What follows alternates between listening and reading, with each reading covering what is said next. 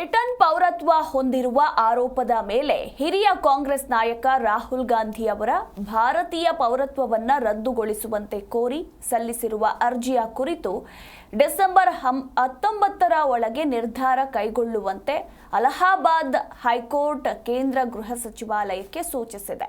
ಇನ್ನು ಹೈಕೋರ್ಟ್ನ ಲಖನೌ ಪೀಠವು ಕೇಂದ್ರಕ್ಕೆ ಸೂಚನೆಗಳನ್ನು ನೀಡಿದ್ದು, ಈ ಪ್ರಾತಿನಿಧ್ಯದ ಮೇಲೆ ತೆಗೆದುಕೊಂಡ ಕ್ರಮದ ವಿವರಗಳನ್ನು ಕೇಳಿದೆ.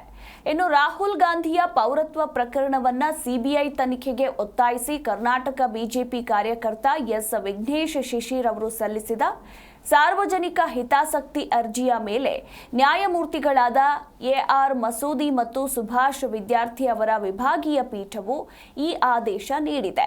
ಇನ್ನು 3 ವಾರಗಳಲ್ಲಿ ಈ ಸಂಬಂಧ ಗೃಹ ಸಚಿವಾಲಯದಿಂದ ಸೂಚನೆಗಳನ್ನು ಪಡೆದು ಮುಂದಿನ ದಿನಾಂಕದಂದು ಉತ್ತರವನ್ನು ಸಲ್ಲಿಸುವಂತೆ ಹೆಚ್ಚುವರಿ ಸಾಲಿಸಿಟರ್ ಜನರಲ್ ಎಸ್.ಬಿ. ಪಾಂಡ್ಯ ಅವರಿಗೆ ನ್ಯಾಯಾಲಯ ಸೂಚಿಸಿದೆ.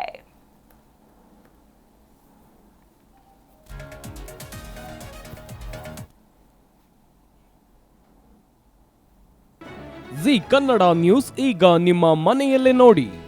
ಎಲ್ಲ ಕೇಬಲ್ಗಳಲ್ಲಿ ಈಗ ಲಭ್ಯ.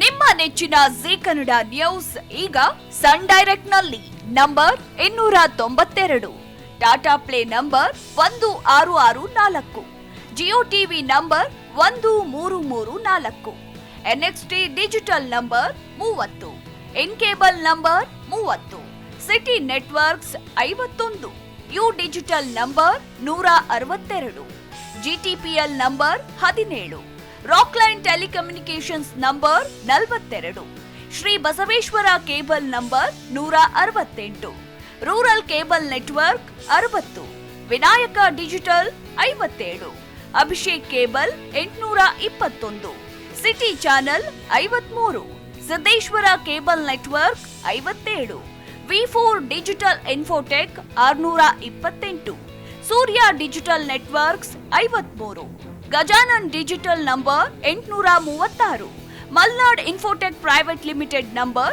56, metrocast number 830, victory digital number 167ರಲ್ಲಿ ನೋಡಿ ಆನಂದಿಸಿ.